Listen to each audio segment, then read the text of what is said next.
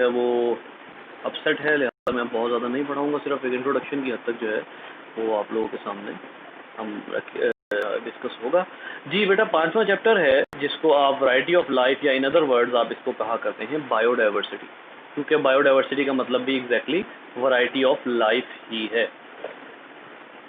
कि कितने ऑर्गेनिज्म इस अर्थ पर मौजूद हैं, कौन कौन से ऑर्गेनिज्म इस अर्थ पर मौजूद हैं, उनको जो है वो किस तरह स्टडी किया जाता है, और number of species, number of organism जो फाइंड आउट हुए हैं उनको कैसे ऑर्गेनाइज किया जाता है। क्योंकि एक तो हमें बहुत बड़ा नंबर ऑफ ऑर्गेनिज्म मिल गए ना, ठीक है, लेकिन इन तमाम नंबर ऑफ ऑर्गेनिज्म देखें बहुत बड़ी वैरायटी मौजूद है, बहुत ज़्यादा ऑर्गेनिज्म मौजूद हैं, ह्यूज कलेक्शन मौजूद है। और जो आप लोगों के बुक में total number of organism found लिखे हुए हैं ना, वो पता नहीं, यूँ लगता है पढ़ के जैसे पता नहीं 50 साल पहले की इन्फॉर्मेशन है, क्योंकि अब इतना ह्यूज नंबर ऑर्गेनिज्म का डिस्कवर हो चुका है। और हर कुछ अरसे बाद जो है वो एक न्यूज़ आ रही होती है कि फलां स्पीशीज़ इंसेक्ट्स की डिस्कवर हो गई, फलां स्पीशीज़ जो है वो मैरीन एनवायरनमेंट में डिस्कवर हो गई। अभी एक स्पीशीज़ 2 के बारे में ना मैं कल परसों पढ़ रहा था, हाँ वो ज़रूर देखिएगा आप। एक ऑर्गेनिज्म है वुल्वरीन, मूवी वाला नहीं, एक्समैन वाला नहीं, प्रॉपर एनिमल है वुल्वरीन। वो स्पॉट किया गया पिछले दिनों। वो स्पॉट इस तरह से किया गया है कि एक्चुअली वो ऑर्गेनिज्म समझा जा रहा था कि शायद एक्सटिंक्ट है, ठीक है, लेकिन अभी रिसेंटली उसको स्पॉट किया गया। फिर इसी तरीके से एक और ऑर्गेनिज्म है, मुझे उसका नाम नहीं याद आ रहा, वो ना छोटा भालू होता है, बैजर कहते हैं उसको ना, छोटा सा, इतने साइज का ना, छोटा सा होता है। तो वो जो है वो मिला है पिछले दिनों, ठीक है। ये दोनों कंसिडर किया जा रहा था कि ये एक्सटिंक्ट हो चुके हैं, हमारा रिकॉर्ड ये कह रहा था, लेकिन सडनली इनके जो है वो डिस्कवरी हुई है कि ये एक ख़ास इलाके में मौजूद है। सो कहने से मुराद ये है कि रोज़ नई से नई डिस्कवरीज हो रही हैं, स्पीशीज़ नई से नई मिल रही हैं, और ख़ास तौर पे एनिमल्स की स्पीशीज़ में इजाफा हो रहा है। प्लांट्स की स्पीशीज़ में भी इजाफा होना जो है वो बनता है, क्योंकि आप लोगों को पता है कि बहुत से ऐसे फॉरेस्ट्स हैं जो अभी उनको हमने इस तरह डिस्टर्ब नहीं किया। बहुत से ऐसे फॉरेस्ट हैं, देवसाई की हाइट पर जो प्लेन्स हैं, एक डॉक्यूमेंट्री में आपको जो है वो ज़रूर रिकमेंड करूँगा, the great plain. The great plain, ज़मीन के जो बहुत बड़े बड़े प्लेन्स हैं ना, देखिए प्लेन्स, एक होता है hilly area, mountain range, mountain area, एक होता है समुद्री एरिया, लेक्स होती हैं, एक होता है प्लेन्स। प्लेन्स का मतलब ये होता है कि वो एक ऐसा एरिया है जो एक बहुत बड़े स्पैन पर है और उसमें ख़ास पहाड़ वगैरह नहीं और दरख्त भी नहीं। इस एरिया को एक ख़ास नाम दिया जाता है, जैसे देवसाई है, देवसाई प्लेन कहा जाता है उसको। प्लेन क्यों है? क्योंकि एक बहुत ऊंची हाइट पर एक स्ट्रेट मैदान है और वो वसी और इस हद नज़र तक वो जो है वो स्ट्रेट मैदान जा रहा है और कहीं दूर आपको पहाड़ नज़र आ रहे हैं। तो ऐसा एरिया प्लेन कहलाता है। इन प्लेन्स में बहुत मुनफरिद किस्म की स्पीशीज़ मौजूद होती हैं एनिमल्स की, ठीक है। सो ये एनिमल्स वहाँ से भी डिस्कवर होते हैं, ठीक है, ख़ासतौर पे प्लांट्स डिस्कवर होते हैं। दरियाई मछलियाँ, दरियाओं में से अभी तक डिस्कवरी चल रही है, हालांकि दरियाओं का तो हम बेड़ा गर्क कर चुके हैं, लेकिन दरियाओं में से अभी तक स्पीशीज़ जो हैं वो हम डिस्कवर कर रहे हैं। इसी तरीके से समंदरों के अंदर तो अभी कहा जाता है कि समंदर तो अभी लेस देन 30% डिस्कवर हुआ, तो समंदर तो कंप्लीट डिस्कवर हो ही नहीं सका। ये सारी बात बताने का मकसद क्या है कि फ़लाँ जगह से स्पीशीज़ मिलती है, फ़लाँ जगह से स्पीशीज़ मिलती है और इस तरह होता है। ये सारी बात बताने का बेटा मकसद ये है कि ये इतने ज़्यादा जो ऑर्गेनिज्म होते हैं इनको ऑर्गेनाइज रखना पड़ता है। We have to organise these organisms to study them, study purpose के लिए, क्योंकि अदरवाइज इनको स्टडी करना पॉसिबल नहीं होता, इनको स्टडी करना अदरवाइज पॉसिबल नहीं होता, ठीक है। तो इसका क्या मतलब हुआ कि आपने इस तमाम वैरायटी को, जो वैरायटी मिलती है, इस तमाम वैरायटी को आपने ऑर्गेनाइज करना है, ठीक है। सो आपका पहला पर्पस जो होता है बायोडाइवर्सिटी में, वो आप इस चैप्टर में क्या पढ़ते हैं, इस चैप्टर का पहला पर्पस आपको ये बताना है कि इतना ह्यूज नंबर ऑफ ऑर्गेनिजम्स को ऑर्गेनाइज कैसे किया जाता है, इतने ह्यूज नंबर ऑफ ऑर्गेनिज्म को ऑर्गेनाइज कैसे किया जाता है, नंबर 1, ठीक है। तो इसका पहला पर्पस लिख देते हैं ऑर्गेनाइजेशन। अच्छा, फिर यही फील्ड जो है ना, बायोडाइवर्सिटी की जो फील्ड है, यही फील्ड आपको रूल्स भी बताती है, rules to find out new species, कि आपने कोई नई स्पीशीज जो है वो ढूंढी है, तो आप उसको कब तक न्यू नहीं कह सकते। आपको डिफरेंट किस्म की चीज़ें कंफर्म करनी होती हैं कि फलां स्पीशीज वाकई न्यू है या मैं धोखा खा रहा हूँ, तो आपको रूल्स भी बताती है। ठीक है, इसी तरीके से आपको नेमिंग का कल्चर भी बताती है। आप लोगों को पता है बाइनोमियल नोमेनक्लेचर जो है, नेमिंग सिस्टम, वो भी आपको बायोडाइवर्सिटी बताती है। फिर इसी तरीके से आपको जो क्लासिफिकेशन है, ऑर्गेनाइजेशन में ही आ जाता है क्लासिफिकेशन, कि इनको क्लासिफाई किया किस तरह किया जाता है। ठीक है, तो इस तरह से जो है वो आप इनको ये बायोडाइवर्सिटी के फील्ड का पर्पस होता है। तो यहाँ से अब आप लोगों को समझ आ जाना चाहिए कि इस ओवरऑल इस चैप्टर का पर्पस क्या है। ठीक है, आप लोगों को बेसिकली इन्होंने बहुत ह्यूज क्लासिफिकेशन नहीं बता देनी। इस पूरे चैप्टर में टोटल 2 3 4 5 6 पेजेस हैं।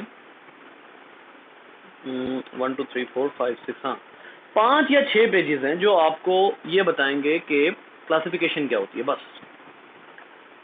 मैं थोड़ा सा इजाफी बता दूंगा, अदरवाइज इस चैप्टर में बाकी जो डिस्कस होंगे वो वायरसेस हैं। वायरसेस के अलग डिस्कशन होने की वजह क्या है वो भी मैं आपको बताता हूँ अभी। ठीक, सो अब यहाँ पर आप देखिए कि जो क्लासिफिकेशन है, अब आपने इस पूरे चैप्टर में 2 बेसिक जो हैं वो चीज़ें पढ़नी हैं। ठीक है,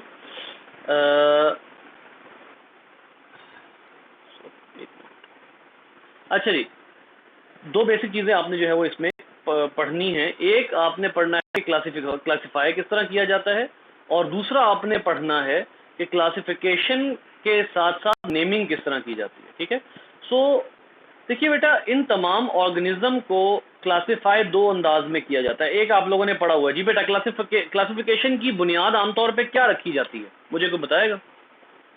ऑर्गेनिज्म को ऑर्गेनाइज करना है, एक ग्रुप में रखना है, तो उसकी क्लासिफिकेशन किस बुनियाद पे की जाती है?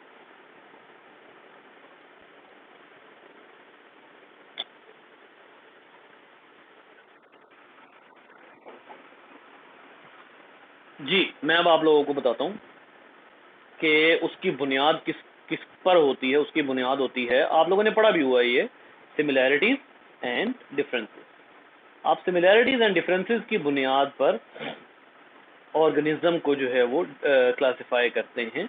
ऑर्गेनिज्म को डिफरेंट ग्रुप में आप जो है वो डिस्ट्रीब्यूट करते हैं। लेकिन ये जो है ना सिमिलैरिटीज एंड डिफरेंसेस, ये जो क्लासिफिकेशन है, हम इस वक्त क्या कर रहे हैं, क्राइटेरिया, क्लासिफिकेशन का क्राइटेरिया क्या होता है? ठीक है, क्लासिफिकेशन का क्राइटेरिया, सिमिलैरिटीज एंड डिफरेंसेस, एक तो क्राइटेरिया हमने ये देख लिया। लेकिन ये जो सिमिलैरिटीज एंड डिफरेंसेस है ना, ये आपको क्या नहीं बताती, यानी इसका ड्रॉबैक क्या है बेटा? इसका एक बहुत बड़ा ड्रॉबैक है, और वो क्या है कि ये आपको ऑर्गेनिज्म के दरमियान में रिलेशन नहीं बताती।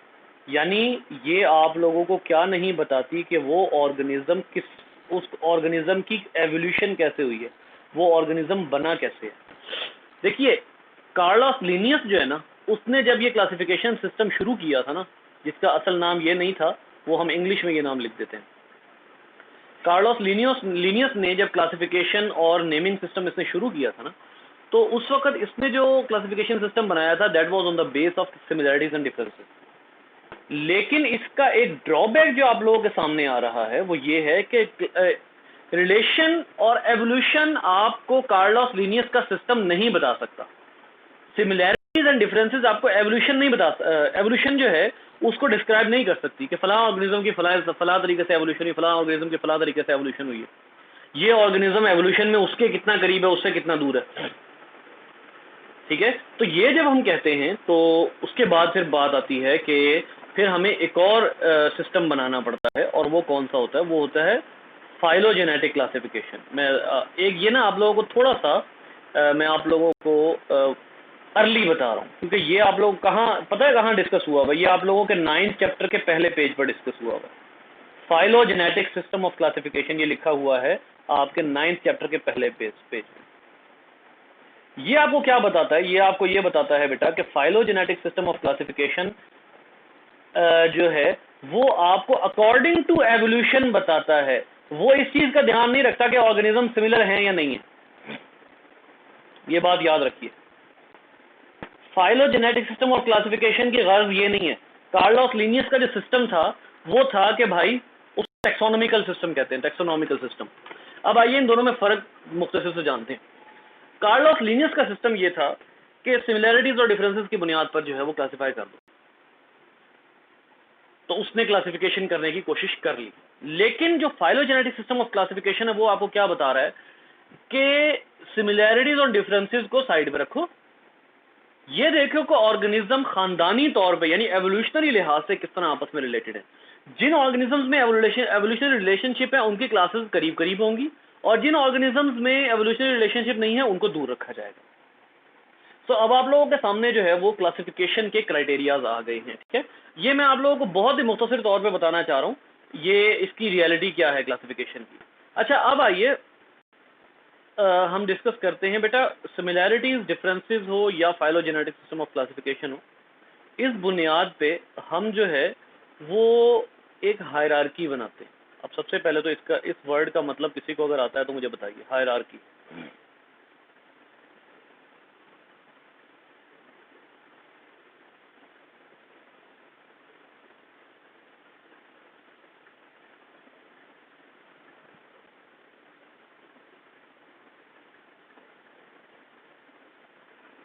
जी बेटा, कोई है ऐसा जिसको हायरार्की का मतलब? बेटा हायरार्की का मतलब होता है दर्जाबंदी।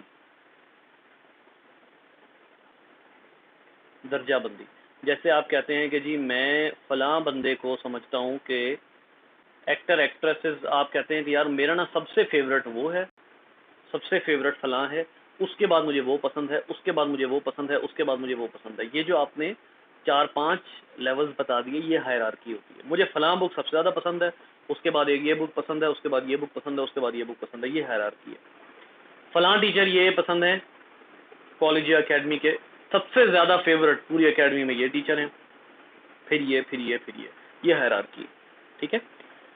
एक हायरार्की होती है फेवरेट होने की बुनियाद पर, एक हायरार्की होती है, अब मैं आप लोगों को बताता हूँ, एक हायरार्की होती है मतलब दर्जाबंदी तो किसी भी लिहाज से हो सकती है ना। हम ग्रुप के साइज के एतबार से दर्जाबंदी करते हैं। यानी अब देखें, पहले मैं आपको दर्जे बता देता हूँ कि हमारे दर्जे कौन कौन से होते हैं। बेटा हमारे ये जो क्लासिफिकेशन में जो दर्जे होते हैं ना वो ये होते हैं। सबसे पहला दर्जा होता है जिसको हम कहते हैं डोमेन। डोमेन एक दर्जा होता है, डोमेन, ठीक है। ये मैं दोबारा जरा 1 मिनट लिख लूँ, खराब सा लिखा गया था। पहला होता है डोमेन, फिर आता है किंगडम, फिर आप लोगों को इसके बाद आप लोगों को आते ही हैं phylum, class, order, family, genus, species. अच्छा, ये जो दर्जे हैं, इन दर्जों में ऑर्गेनिज्म अकॉर्डिंग टू सिमिलैरिटी रखे जाते हैं। ये देखिएगा, according to similarity and evolution. कोशिश ये की जाती है कि ऑर्गेनिज्म को इन दर्जों में according to similarity and evolution रखा जाए, ठीक है। ये मैं अभी आपको इसकी एग्जांपल देता हूं। इसकी एग्जांपल क्या है और सुनिएगा बेटा। डोमेन्स हमारे पास 2 तरह की होती हैं। मैं आप लोगों को एक डोमेन लिख देता हूं। डोमेन होती है यूकेरिया। तो इसके मुखालिफ दूसरी डोमेन कौन सी होगी?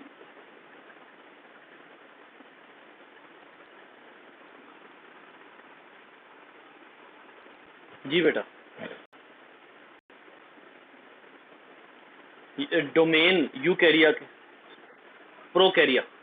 एक डोमेन यूकेरिया है, दूसरी डोमेन प्रोकैरिया। अब इसका क्या मतलब है? इसका मतलब यह है कि इस डोमेन में तमाम वो ऑर्गेनिजम्स रखे जाएंगे जो ऑर्गेनिज्म यूकैरियोट्स होंगे। अब यूकैरियोट्स 2 लिहाज से एक दूसरे से सिमिलर है।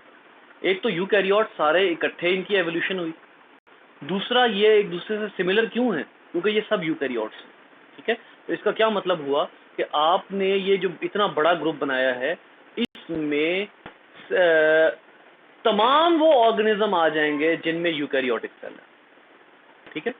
फिर उसके बाद आप क्या कहते हैं, यूकैरिया जो है उसमें आप कहते हैं कि यार मैंने अच्छा यूकैरियोट्स कौन कौन से ऑर्गेनिज्म है, जरा यहाँ पर अब आप लोगों को जानना ये जरूरी है बेटा। यूकैरियोट्स में आते हैं प्रोटिस्टा,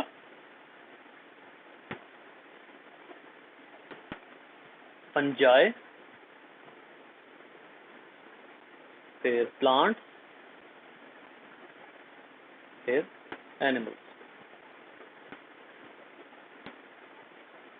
अच्छा जी, अब आप कहते हैं कि ये चारों जो किंगडम हैं ये सब यूकैरिया में आते हैं। ये तो बड़ा मसला हो गया भाई। फर्ज कर लें आप पहुंचना चाह रहे हैं होमोसेपियन तक। मैं एक एग्जांपल डिस्कस कर लेता हूं। आप पहुंचना चाह रहे हैं होमोसेपियन तक। मसला ये आ रहा है कि भाई ये तो 4 किंगडम्स हैं, इन चारों में कहां ढूंढेंगे हम ह्यूमन को। तो बेटा ह्यूमन के एड्रेस में दूसरी चीज क्या है कि आप सेलेक्ट कर लेते हैं किंगडम एनिमेलिया। क्यों?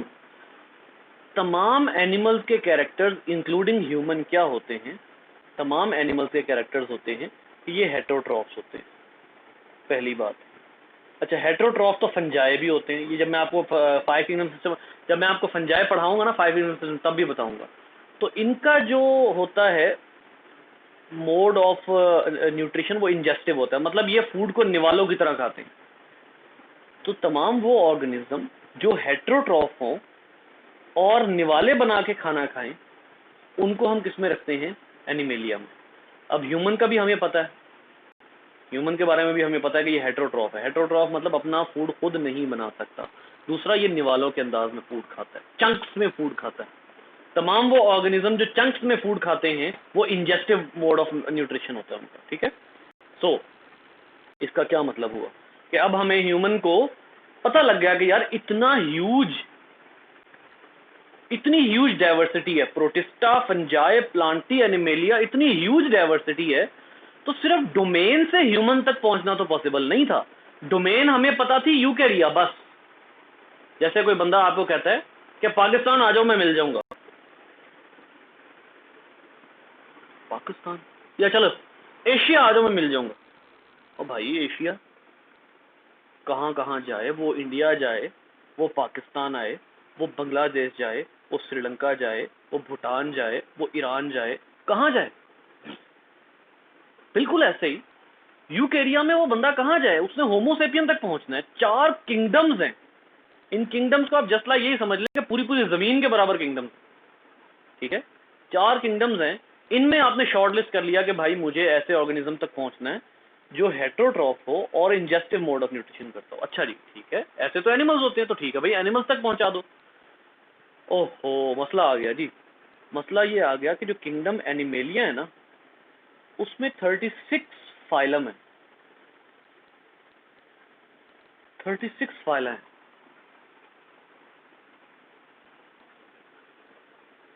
ये ऐसा ही है कि आप किसी मुल्क में जाएं और उसमें 36 सूबे हों। अब क्या करें?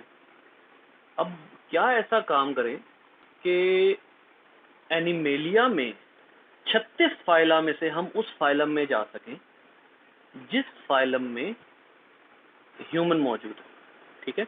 तो हम क्या करेंगे, अगली कैटेगरी हम किस तरह बनाते हैं? अगली कैटेगरी हम बनाते हैं एनिमल्स में, वो एनिमल्स जिनमें क्या मौजूद है, बैकबोन मौजूद है, उनको कहते हैं कॉर्डेट्स।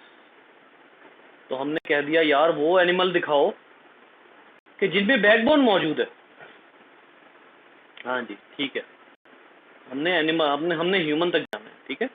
तो देखें ना, अब आप क्लासिफिकेशन देखें ना, हमने क्लासिफिकेशन का पहला क्राइटेरिया क्या रखा? डोमेन में वो रखे जाएंगे सारे यूकैरियोट्स। एनिमल्स में वो रखे जाएंगे जो हेटेरोट्रॉफिक इंजेस्टिव हैं। फाइलम 36 फाइलम में से एक फाइलम वो बनाया जाएगा जिनमें बैकबोन है। कैरेक्टर की बेस पे हम क्या करते जा रहे हैं? शॉर्ट लिस्ट करते जा रहे हैं। इतना बड़ा हमारे पास स्पैन था, अब हम उसको शॉर्ट कर रहे हैं। नंबर 1, तमाम ऑर्गेनिज्म से यूकैरिया चाहिए हमें, यूकैरिया, प्रोकैरिया को अलग कर दिया। दूसरे नंबर की क्लासिफिकेशन का मयार, वो ऑर्गेनिज्म जो हेटेरोट्रॉफ हो, इंजेस्टिव हो, उनको एनिमेलिया में रखा जाएगा। ये मयार सेट हो गया। तीसरा, 36 फाइलें हैं, हर एक का कोई ना कोई ऐसा कैरेक्टर है जो उसको दूसरों से डिफरेंशिएट करता है। हर फाइलम का कोई ना कोई ऐसा कैरेक्टर है जो उसको दूसरों से डिफरेंशिएट करता है। इसका क्या मतलब हुआ? इसका मतलब ये हुआ कि जो एक एक कैरेक्टर है उसकी बुनियाद पे 36 फाइलम बना दिया। एक कैरेक्टर वो जो बाकियों से डिफरेंशिएट करता है, कौन सा? बैकबोन। अगला जो एनिमेलिया है उसमें कोऑर्डिनेट्स बाकी 35 फाइला से किस तरह सेपरेट है कि बाकी 35 फाइला में से किसी के अंदर क्या नहीं है? बैकबोन नहीं। लिहाजा एक बहुत बड़ा कैरेक्टर है जो उनको बाकियों से सेपरेट कर रहा है। अब आ जाइए, मसला आ गया जी, बैकबोन तो बहुत ज्यादा ऑर्गेनिज्म में भाई, गड़बड़ हो गई। अब क्या करेंगे? अब होगा ये कि वो ऑर्गेनिज्म जिसमें 4 चैम्बर्ड हार्ट हो और उसकी बॉडी पर बाल हो, उनको जो है वो देखा जाएगा। तो हमने मेमेलिया की बुनियाद क्या रखी? फाइलम कॉर्डेटा में काफी ज्यादा क्लासेस हैं, हमने मेमेलिया की बुनियाद ये रखी कि उनके कान बाहर ना भी हो, लेकिन कानों में हड्डियां मौजूद हों, वो जो 3 हड्डियां हैं उनका 4 चैम्बर्ड हार्ट हो। 4 चैम्बर्ड हार्ट बर्ड्स में भी है, लेकिन बर्ड्स के कान बाहर नहीं होते। नंबर 3, जिस्म पर बाल हो। बाल बर्ड्स में किसी में भी नहीं है, सिर्फ फेदर्स में बाल नहीं है। तो अब हमारा पता ह्यूमन तक पहुंचने का और छोटा हो गया। मैं आपको बताता हूं कि फाइलम, एक मिनट रुकिएगा, बटन बात करना प्रेस हो जाता है जी। अब आइए फाइलम कॉर्डेटा की बात करें ना। फाइलम कॉर्डेटा में 5 क्लासेस हैं। मैं अब आप लोगों को यहां गिनवाता हूं। कॉर्डेट्स में, कॉर्डेटा में जो 5 क्लासेस हैं उनमें पहली क्लास आ जाती है, जब बल्कि ना मैं आप लोगों को एक बड़ी मजे की बात बताऊंगी। देखिए, कॉर्डेटा हो गया फाइलम। कॉर्डेटा में 2 सुपर क्लासेस हैं। एक होती है पाइसेस जिसमें सारी फिश हैं, और दूसरी होती है टेट्रापोड्स जिसमें बाकी तमाम वर्टिब्रेट्स हैं। तो भाई आपने क्या कहा कि मुझे पाइसेस में नहीं जाना ह्यूमन को ढूंढने के लिए, मुझे उन ऑर्गेनिज्म में जाना है जिनके 4 पाए हैं। ह्यूमन को भी 4 जो चौपाए होते हैं उनमें कंसिडर किया जाता है। अच्छा जी, ये एक और पता आपने तलाश कर लिया, फिश को आपने अलग कर लिया। अब टेट्रापोड्स की 4 क्लासेस हैं। कौन सी? एम्फीबिया, फिर आ जाती है रेप्टिलिया, उसके बाद आ जाती है जी एवीज, ये होते हैं बर्ड, और फिर आते हैं मैमल्स। मसला ये है भाई कि मैं कहाँ जाऊं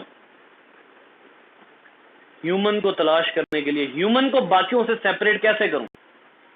फिर मैं एक कैरेक्टर बनाता हूं कि वो ऑर्गेनिज्म जो अपने बच्चों को दूध पिलाते हैं, जिनकी बॉडी पे बाल होते हैं, जिनका 4 चैम्बर्ड हार्ट होता है, जिनके कान बाहर होते हैं, इस तरह के जो कैरेक्टर्स हैं जिनमें मौजूद होंगे वो ऑर्गेनिज्म मैमल्स कहलाएंगे, वो बाकियों से डिफरेंट होंगे। लिहाजा हमने ये क्राइटेरिया बना लिया कि इन 4 कैरेक्टर्स वाले ऑर्गेनिज्म ना फिश में होंगे, ना एम्फीबियंस में होंगे, ना रेप्टाइल्स में होंगे, ना बर्ड्स में होंगे। इन कैरेक्टर्स के ऑर्गेनिज्म मेमेलिया में होंगे। लिहाजा जो कॉर्डेटा में आगे 5 क्लासेस आ रही थी उनमें से हमने किसका इंतखाब कर लिया? मेमेलिया का। अब ये मेमेलिया तमाम एनिमल से डिफरेंट हो चुके हैं। एनिमल्स जो हैं वो बहुत ज्यादा थे, हमने उसमें से सिर्फ कौन से चूज किए? बैकबोन वाले। बैकबोन वाले भी बहुत ज्यादा हैं, उनमें से हमने सिर्फ कौन से चूज किए? जो अपने बच्चों की मिल्किंग करते हैं। ठीक हो गया भाईजान, ये भी बहुत ज्यादा है, गड़बड़ है, काम खराब है, ये काफी ज्यादा जो है वो मतलब ये वही बात है कि मैं एक शहर में पहुंच गया हूँ, लेकिन अब मुझे गलियों का पता करना है ना, मुझे मोहल्ले का पता करना है, मुझे ये पता करना है फलां बंदा किस सोसाइटी में रहता है। मैं तो अब अभी शहर में पहुंचा हूँ। ठीक है, अब आइए अगली बात करते हैं, ऑर्डर। अच्छा, ऑर्डर इसका होता है प्राइमेट, इसके काफी ज्यादा ऑर्डर हैं। क्लास मेमेलिया के ना काफी ज्यादा ऑर्डर्स हैं। प्राइमेट्स, प्राइमेट्स कौन से ऑर्गेनिज्म होते हैं इनको अभी मैं आपको बता देता हूँ। बेटा, प्राइमेट्स वो ऑर्गेनिज्म होते हैं जो कि खास तौर पे चल सकते हो, वॉकिंग, इनका एक खास पोस्चर हो, अपराइट पोस्चर हो। मतलब ये कि ये सीधे खड़े हो सकते हैं, ठीक है, अपराइट पोस्चर। दूसरा ये कि ये इंटेलिजेंट हो, प्राइमेट्स इंटेलिजेंट होते हैं। अच्छा ठीक है, सो हमने कह दिया कि यार प्राइमेट्स में चलो, ठीक है। आगे आ जाता है जी, फैमिली कौन सी है? प्राइमेट्स की फैमिलीज चंद एक फैमिलीज हैं। वो कहते हैं ना कि अच्छा यार चलो असी राजपूतां वाल जाना है जी, राजपूत केड़े राजपूत? कहते हैं जी फलां असी असी राजपूतां नूं मिलना है, केड़े राजपूत? या कोई आपसे पूछता है जी राजपूत हो, केड़े राजपूत? ठीक है, तो फैमिली कौन सी है? हाँ भाई फैमिली बताएं। अच्छा जी, फैमिली ह्यूमन की कौन सी है? ह्यूमन की फैमिली है प्राइमेट्स में वो फैमिली जिसको आप कहते हैं होमिनाइडी।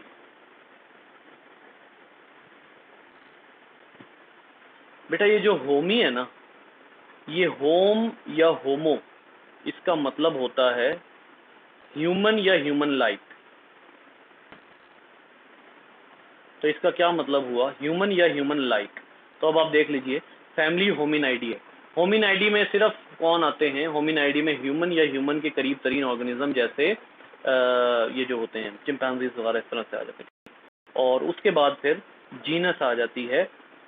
जीनस कौन सी है? हाँ भाई जीनस बताइए। अच्छा जी, जीनस है होमो। होमो मीन्स ह्यूमन, और स्पीशीज नेम क्या है? सेपियंस। तो अब आइए हम आखिरकार इतना जतन करने के बाद होमो सेपियन तक पहुंच गए हैं। अब इसका क्या मतलब हुआ? अब एक दफा सारी हायरार्की को गौर से सोचें कि जो जो कैरेक्टर मिलते जुलते थे,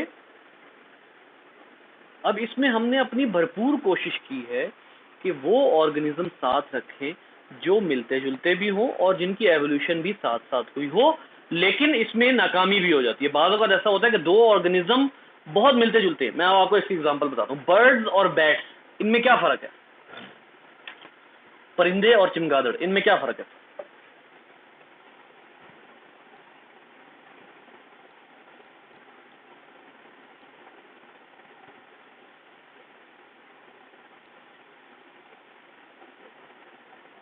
जी हजरात, बहुत बुनियादी फर्क है, बता दें।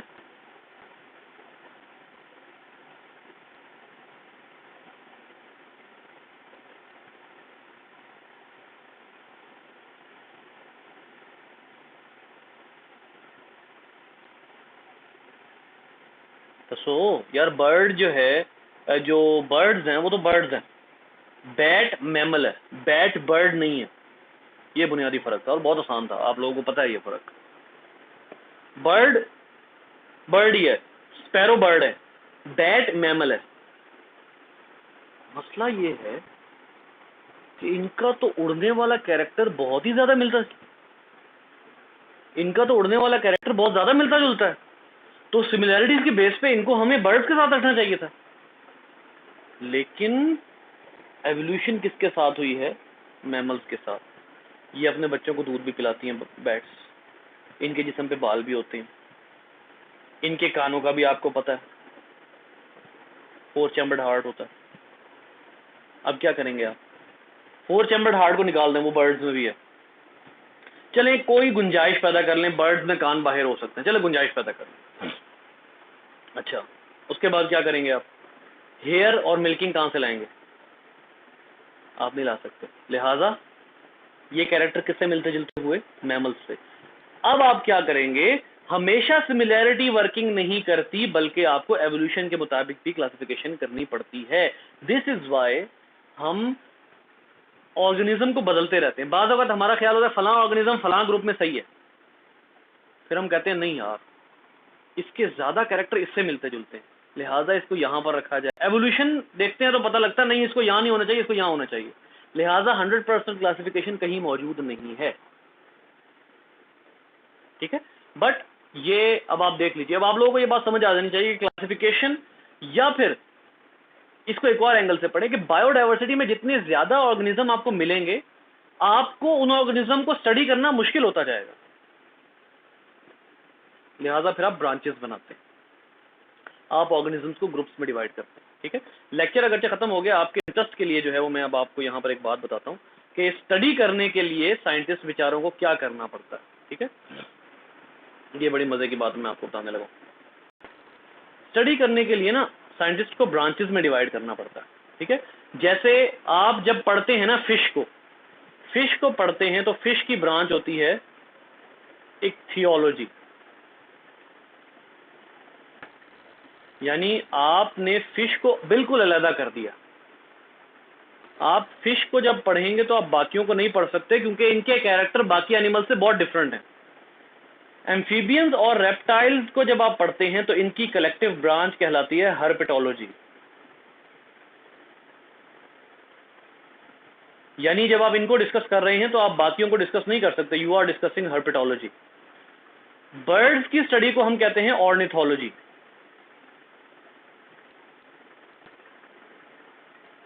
मैमल्स की स्टडी को आप कहते हैं मैमोलॉजी।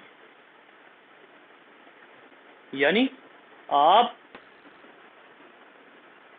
इतने बड़े कैनवस पे वर्किंग कर रहे हैं, आप इतने बड़े पैनोरेमिक कैनवस पे वर्किंग कर रहे हैं कि आपको ब्रांचेस बनानी पड़ती हैं कि भाई अगर फिश पढ़नी है तो तुम इस ब्रांच को स्टडी करो। अगर तुम तमाम एनिमल्स के कैरेक्टर डिस्कस करना शुरू हो गए तो पागल हो जाओगे। लिहाजा फिश पढ़नी है तो इस ब्रांच को डिस्कस करो, एम्फीबियंस रेप्टाइल्स पढ़नी है तो इस ब्रांच को डिस्कस करो, क्योंकि ये बहुत मिलते जुलते हैं, एम्फीबियंस और रेप्टाइल्स बहुत मिलते जुलते हैं। अगर तुमने बर्ड्स को डिस्कस करना है तो बाकियों को छोड़ दो, सिर्फ इनको डिस्कस करो। अच्छा, अब आपको पता है कि ये होते हैं ऑर्थ्रोपोड्स होते हैं ना, ऑर्थ्रोपोड्स एनिमल्स में किंगडम एनिमेलिया में एक फाइलम होता है, फाइलम ऑर्थ्रोपोड। ये कौन से ऑर्गेनिज्म होते हैं, कोई बता सकता है?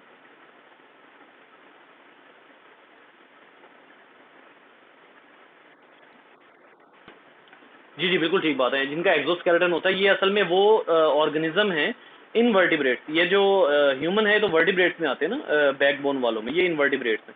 इनवर्टिब्रेट्स में वाहिद वो फाइलम जिसमें लेग्स हैं। इनवर्टिब्रेट्स में वाहिद वो फाइलम जिनमें लेग्स हैं वो ऑर्थ्रोपोड है, ठीक है।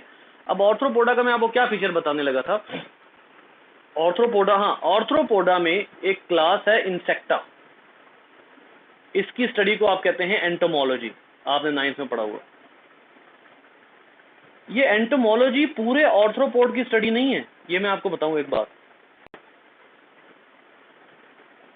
फाइलम ऑर्थ्रोपोडा में तमाम ऑर्थ्रोपोड्स की स्टडी को एंटोमोलॉजी नहीं कहते, सिर्फ किसको कहते हैं?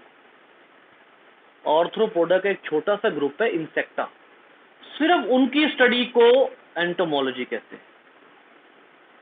ये बात किसकी हो रही है? Kingdom animalia, phylum Arthropoda. Arthropoda के नीचे और क्लासेस हैं, उन क्लासेस में से एक क्लास है इंसेक्टा। उन इंसेक्ट्स को स्टडी करने के लिए आपने पूरी ब्रांच बना दी, कौन सी? एंटोमोलॉजी। तो अब आप यहां से अंदाजा लगा लें कितना मुश्किल है ऑर्गेनिज्म को ग्रुप में लाना और इतनी बड़े डाइवर्स कैनवस पे ऑर्गेनिजम्स को स्टडी करना। लिहाजा हम क्या करते हैं, हम नैरो करते रहते हैं कि भाई तुम इस फाइलम को पढ़ोगे, इस क्लास को पढ़ोगे, और आपको पता है पीएचडी में जाकर आप स्पीशीज को स्टडी करते हैं। पीएचडी एमफिल में जाके आप एक स्पीशीज, आप अपना सारा कैनवस जो हायरार्की है वो आप मुख्तसर कर लेते हैं, आप स्पीशीज को डिस्कस करते हैं, एक खास किस्म के ऑर्गेनिज्म को डिस्कस कर रहे होते हैं। ये this is total about classifying the organism and biodiversity. ये बेटा क्लियर है?